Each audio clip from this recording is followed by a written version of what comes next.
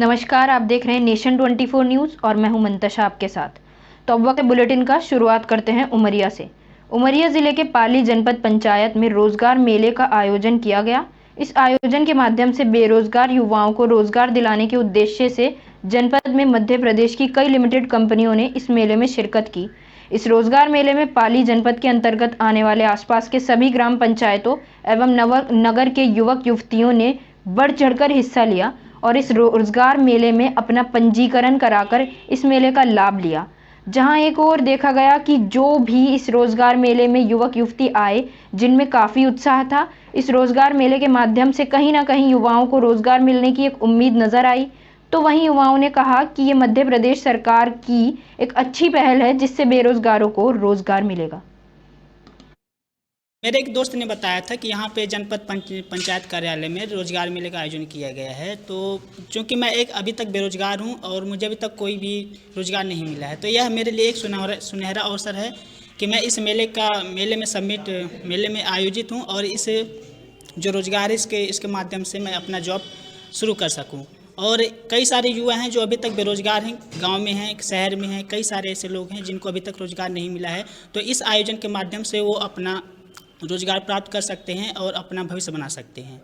ये विकास खंड स्तरीय रोजगार मेले का आयोजन आत्मनिर्भर मध्य प्रदेश बनाने के लिए मुख्यमंत्री जी की मंशानुरूप जो प्रत्येक माह रोजगार मेले के आयोजन किए जाने का निर्देश हम लोगों को प्राप्त हुआ था, उसके परिपालन में रोजगार मेले का आयोजन किया गया है।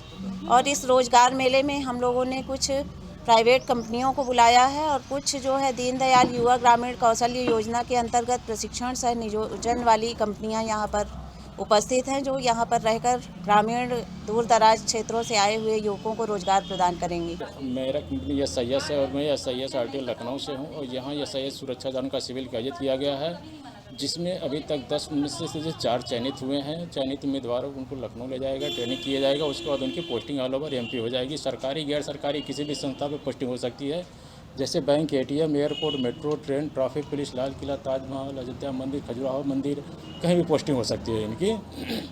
और ड्यूटी 8 घंटे की होती है। सैलरी 12,000 से 14,000 के बीच में सैलरी शुरू होती है, जिसमें भी सारी फैसिलिटीज मिलती है, जिसमें गवर्नमेंट फैसिलिटी मिलती है, SI, PF, fund, bonus, medical insurance, बीमा, लोन, 2 बच्चे पढ़ाने की सुविधा, सारी फैसिलिटी इनको मिलती है सर।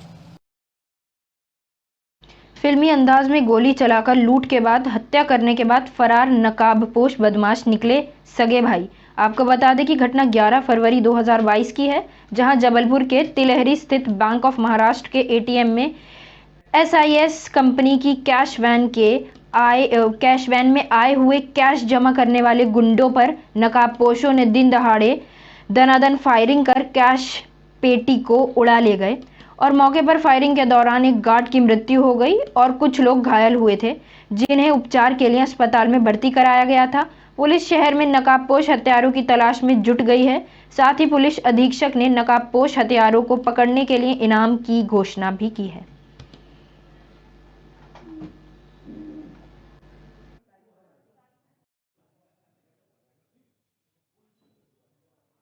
दूसरी शादी की है, इसलिए हम मजबूर थे और हमारे पास कुछ 2 ही रास्ते थे, या तो हम सुसाइड कर सकते थे या तो हम यही वारदात कर सकते थे, और कोई रास्ता नहीं था हमारे पास। पछतावा हुआ है, हमें बहुत पछतावा हुआ है। एक बेकसूर को हमने मारा है, इसका मुझे बहुत पछतावा हुआ है।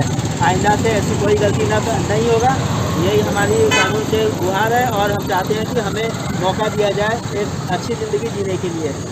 क्या ऑनलाइन गेम की आदत अब नाबालिग बच्चों से अपराध कराने लगी है। ताज़ा मामला बालाघाट शहर का है, जहां एक 10 साल के बच्चे ने फ्री फायर गेम की आदत के चलते अपने पिता के बैंक अकाउंट से 1,70,000 रुपये निकाल लिए। ये सब नाबालिग ने इस गेम में फायर इक्विपमेंट और ID खरीदने के लिए किया था। बच्चे ने बैंक अकाउंट से रुपए भेजने या UPI पिन बनाने की तरकीब YouTube से सीखी थी। बच्चे के पिता को जब तक खाते से रुपए निकलने की जानकारी लगती, तब तक बहुत देर हो चुकी थी। बालाघाट शहर के सुरभि नगर निवासी बच्चे के पिता किशोर कुमार ने इस बात की शिकायत कोतवाली में की, जहां की साइबर सेल ने जांच में पाया कि उक्त 1,70,000 रुपए की राशि बच्चे ने ही अपने मोबाइल फोन से ऑनलाइन ट्रांसफर किए थे। 22 फरवरी को एक कंप्लेन आई थी हमारे पास में साइबर नोडल में उसमें ऑनलाइन फ्रॉड की कंप्लेन थी और उस खाते में लगभग 1,70,000 रुपये के आसपास का ट्रांजैक्शन हो चुका था। और खाते की जब बारीकी से जांच की गई और उनके जो बेटे थे उनका जो मोबाइल हमने चेक किया था, तो उसमें यूपीआई के माध्यम से फ़ोनपे, गूगल पे और पेटीएम, ये तीनों वॉलेट जो हैं ऑनलाइन वॉलेट, तो उनके माध्यम से यूपीआई के माध्यम से उन्होंने गेम परचेज़ किए और रिचार्ज किए समय समय पे, और उसी में उन्होंने 1,70,000 रुपये खर्च किए हैं। बहादुराबाद में राष्ट्रीय सेवा योजना इकाई ने जन जागरूकता अभियान को अपने 56 स्वयंसेवियों के माध्यम से गति दी है। राष्ट्रीय सेवा योजना इकाई के कार्यक्रम अधिकारी भानु प्रताप चौहान ने जानकारी देते हुए बताया कि भेल सेक्टर 2 के सरस्वती विद्या मंदिर की राष्ट्रीय सेवा योजना इकाई के द्वारा ये जन जागरूकता अभियान चलाया जा रहा है, जिसके तहत प्रधानमंत्री नरेंद्र मोदी के स्वच्छ भारत के सपने को साकार करने के लिए आज जन जागरूकता अभियान को गति दी। उन्होंने जानकारी देते हुए बताया कि राष्ट्रीय सेवा योजना इकाई का ये 7 दिवसीय जन जागरूकता अभियान है, जिसके तहत प्रतिदिन एक नई थीम के साथ जन जागरूकता की जा रही है। उन्होंने जानकारी देते हुए बताया कि राष्ट्रीय सेवा योजना इकाई के 56 स्वयंसेवकों द्वारा नशा मुक्ति उत्तराखंड, बेटी पढ़ाओ बेटी बचाओ, स्वच्छ भारत अभियान, राष्ट्र एवं समाज के प्रति समर्पण की भावना, समाज में नई चेतना जैसी कई थीम पर राष्ट्रीय सेवा योजना इकाई जन जागरूकता कर रही है। हम लोगों का जो है सरस्वती विद्या मंदिर सेक्टर 2 भेल की जो राष्ट्रीय सेवा योजना इकाई है, उसका कार्यक्रम अधिकारी भानु प्रताप चौहान, और हम लोगों का ये विशेष शिविर लगा हुआ है 7 दिवसीय। दिन रात हमारे बच्चे जो ये वात्सल्य वाटिका में यही रुके हुए हैं, 56 बच्चे हमारे इसमें इन्वॉल्व हैं, कैम्प में जुटे हुए हैं, और हमारी प्रत्येक दिन की एक टीम बनी हुई है। हमने 21 तारीख से इसका प्रारंभ किया था और आज हम चौथे दिन में इसको प्रवेश कर रहे हैं। तो आज की जो हमारी थीम थी वो था कि समाज को किस प्रकार स्वच्छता के प्रति जागरूक करें। तो हमारे जो स्वयंसेवी हैं उन्होंने एक लक्ष्य लिया कि जो ग्राम बहादुराबाद में हम लोग हैं,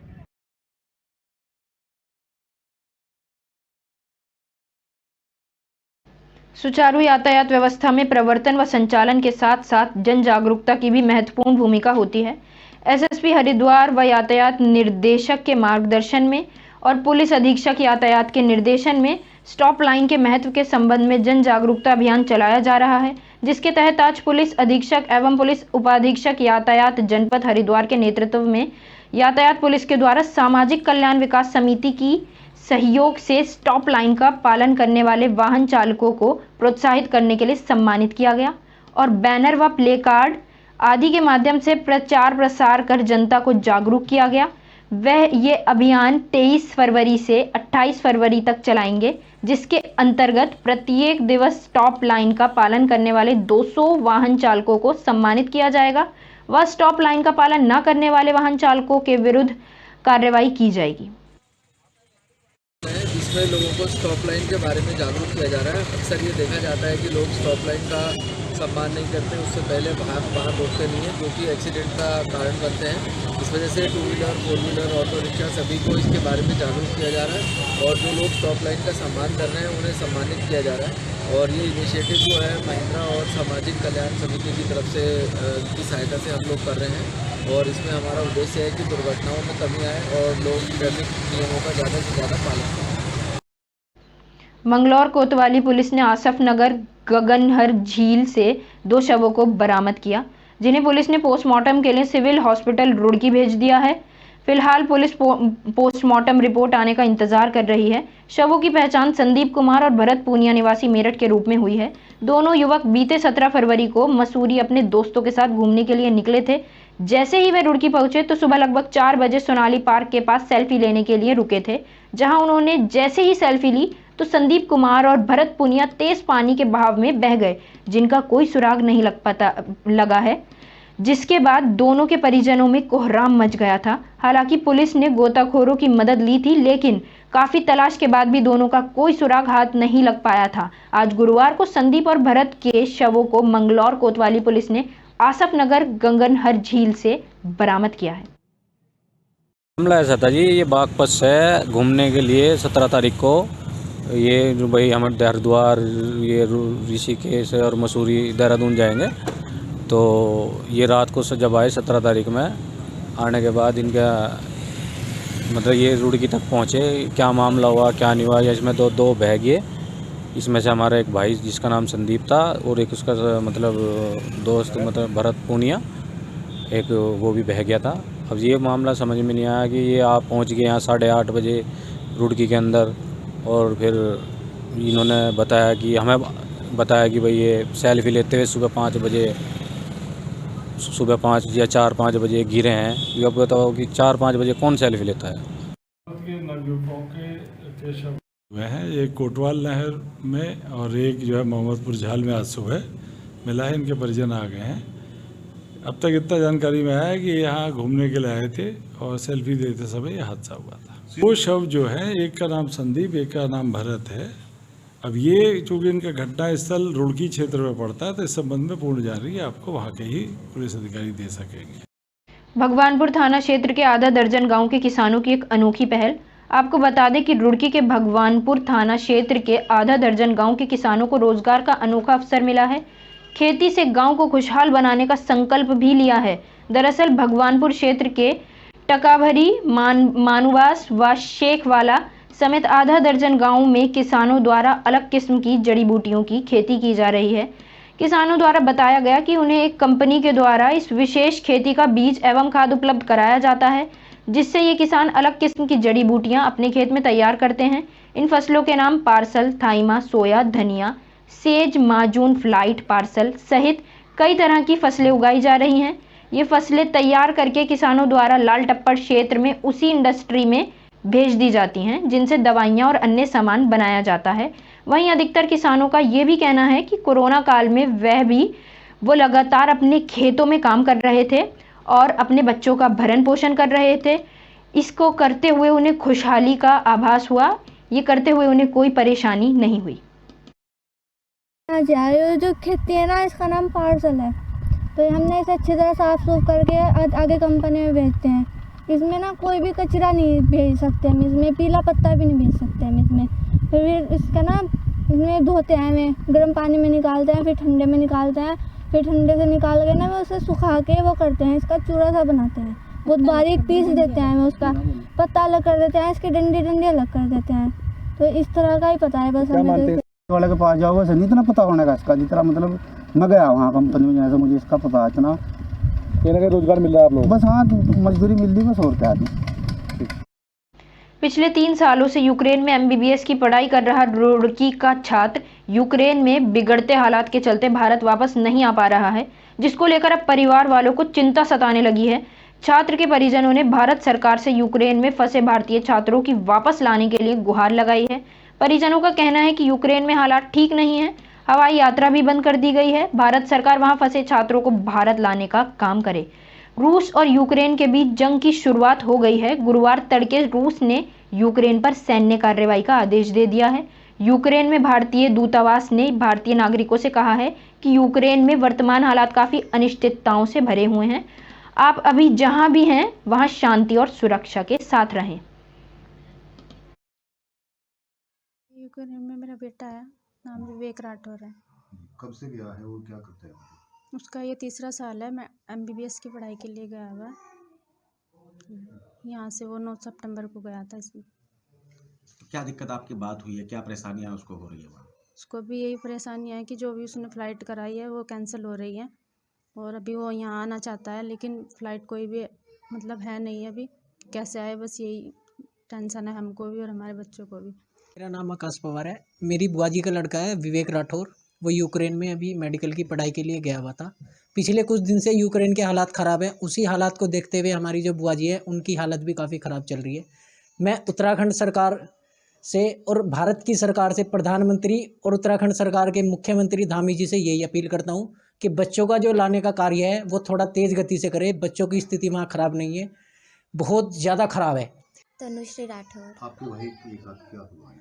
मेरा भाई MBBS की पढ़ाई के लिए यूक्रेन में जा रखा है, दिनीपुर। तो वहाँ पे अभी रशिया और यूक्रेन की लड़ाई चल रही है, तो उसकी वजह से उसने फ़्लाइट भी करवाई थी, तो एक फ़्लाइट तो उसकी कैंसिल हो गई थी और एक 28 की कराई है, और अब तो फ़्लाइट भी नहीं चल रही हैं क्योंकि कीवी जहाँ जिस एयरपोर्ट से वो जाता है वही बंद हो रखा है। वहाँ पे रशिया के लोग आ रखे हैं वहाँ पे, तो उसकी वजह से वो आ भी नहीं पा रहा है। तो घर में सबको टेंशन हो रही है कि कैसे आएगा वो। और वो फिलहाल के लिए इतना ही। देश भर की तमाम छोटी बड़ी खबरों के लिए देखते रहिए नेशन 24 न्यूज़।